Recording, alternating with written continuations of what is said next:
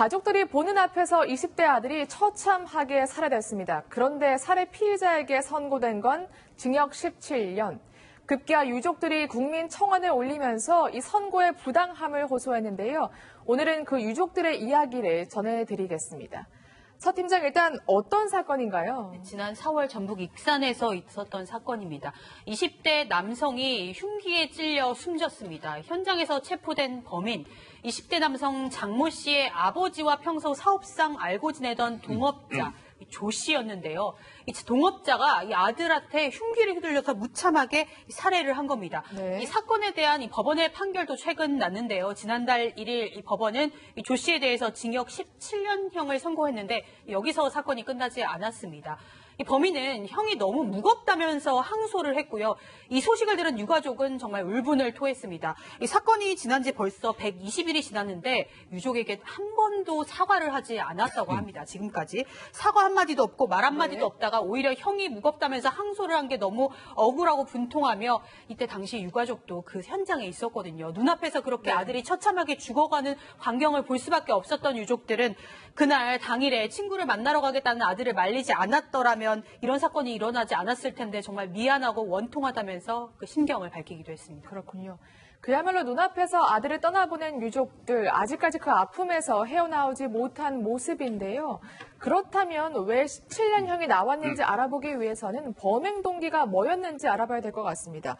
왜 가족들이 지켜보는 앞에서 흉기를 휘둘렀다고 합니까? 네, 일단은 가해자는 네. 조 씨입니다. 네. 그리고 이제 피해자는 장 씨죠. 씨고요. 그리고 나이가 20대에 불과한 청년이고요. 네. 먼저 이제 이 조 씨, 가해자 조 씨하고 피해자 장 씨의 아버지, 이 두 사람은 같이 가축 운송 사업을 하는 동업자 관계입니다. 근데 최근에 와서 이 차량 배정하는 문제, 그다음에 영업 이익이 발생했을 때 배분하는 문제, 네. 이 부분 때문에 이제 좀 잦은 아마 다툼이 있었던 것 같습니다. 그거에 대한 이제 감정을 품고 이 조모 씨 가해자가 4월 30일이죠. 사건 당일날 전주 쪽에서 아마 술을 먹고 있는 상태에서 감정이 있는 동업자 이 피해자의 아버지 장 씨한테 전화를 했다고 그래요. 그래가지고 니네 가족들 다 죽여버리겠다. 네. 어쩌고 하면서 아마 욕설을 하고 그랬던 것 같습니다. 그러니까 마침 그 옆에서 그거를 지켜보던 이 장 씨의 아들 피해자 조 씨, 이 청년이 전화를 받았어요. 그래가지고 이렇게 욕하고 그러면 되지 않는 거 아니냐 하면서 난류를 했던 것 같은데 이 가해자 조 씨 같은 경우는 이제 어른 사이의 일을 어린 네가 왜 참견하냐 하면서 감정이 더 상하고 버릇이 없다. 이렇게 생각을 하고 아마 그 길로 택시를 타고 전주에서 익산까지 흉기를 소지한 채 왔던 것 같습니다. 그렇군요. 그런데 이야기를 들어보니까 정작 갈등의 발단은 그 20대 청년이 아니라 그 아버지와 갈등이 있었던 것 같은데 전화 통화를 하면서 나에게 왜 반기를 들어 이러면서 아들에게 오히려 해코지를 한 거군요. 그러니까 이제 아마 이제 그 피해자의 아버지하고 원래 감정이 상당히 그 대립이 돼 있는 그런 상황이었는데 그 가운데서 이제 바로 이 피해자가, 즉 다시 말해서 동업자의 아들이 끼어들었다라고 하는 그 사실에 대해서 굉장히 격분했던 것 같아요.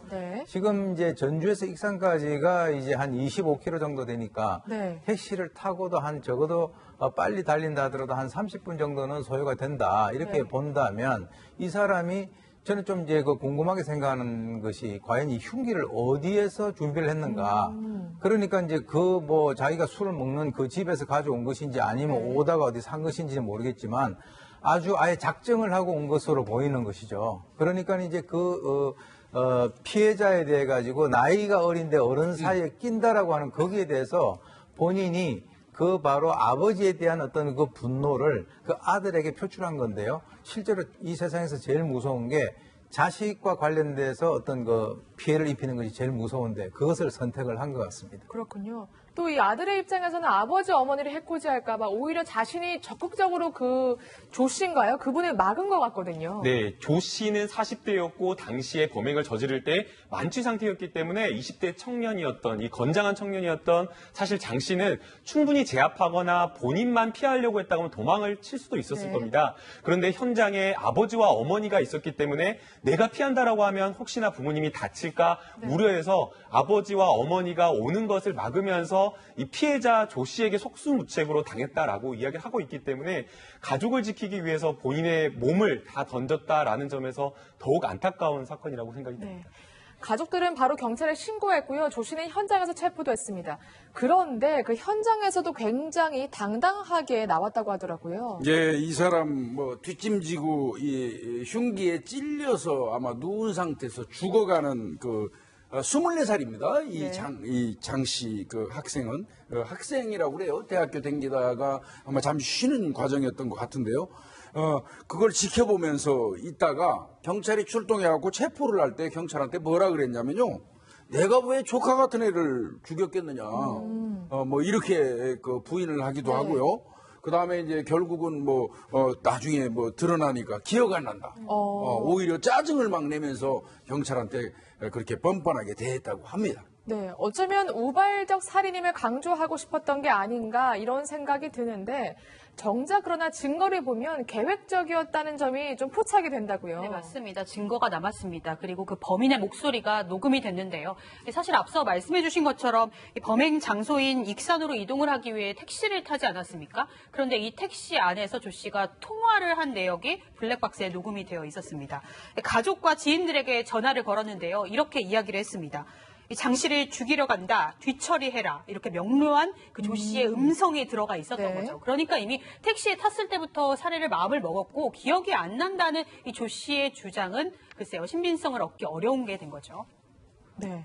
블랙박스의 통화 내용이 모두 녹음되어 있었던 겁니다. 그런데도 경찰 조사에서는 기억나지 않는다 이러한 주장을 했다고 하더라고요. 이 사람 이런 경우는요. 뻔히 증거가 있음에도 불구하고 자신의 범행을 부인하는 사람들의 특징은 간단해요. 네.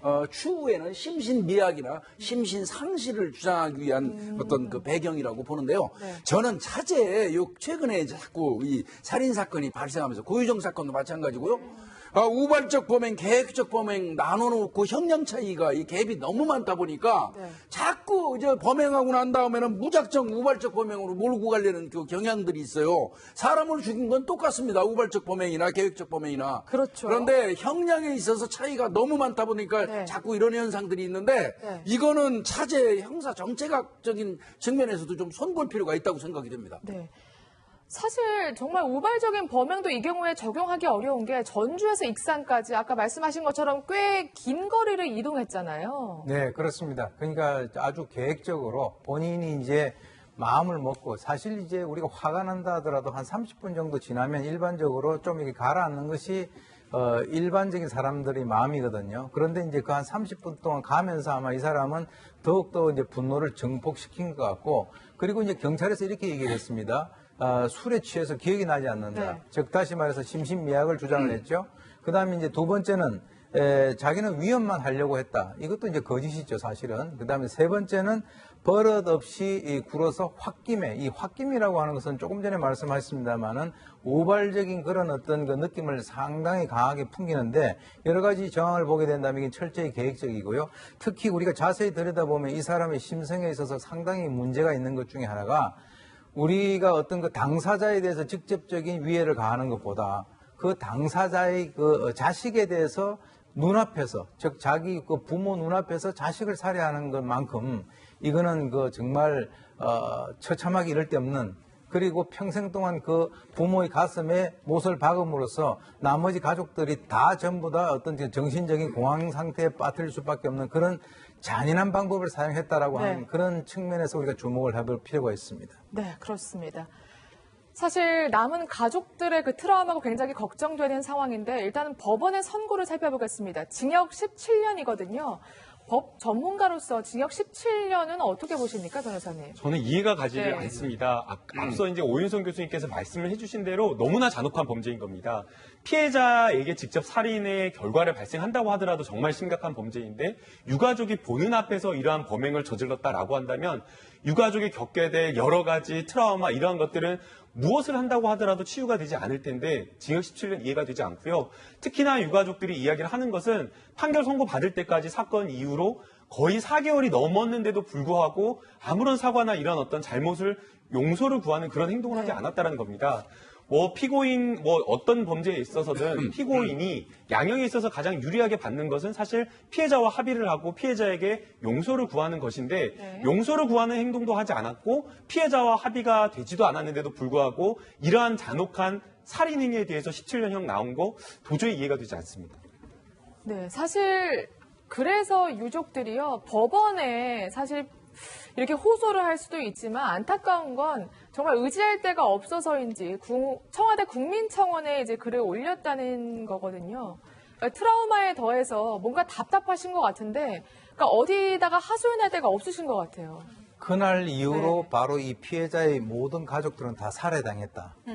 네, 저는 그렇게 봅니다. 네. 그래서 지금 이제 어떤 중형도 이거는 분에 차지 않는다라고 하는 거. 그러니까 즉 다시 말해서 국가의 어떤 기능이라고 하는 것은 우리가 이제 사인 소추주의를 추구하지 않고 모든 어떤 기소권을 국가에다가 전부 다 위임한 상태에서 네. 국가가 정당한 어떤 그 판결을 내려줘야 된다라고 하는 그런 측면에서 이런 여러 가지의 어떤 움직임을 우리가 이해를 해야 될 것 같은데요. 네. 지금 이제 이 그 장씨 죽음에 직면을 한 바로 이 어머니 같은 경우는 정신과 치료받고 있죠.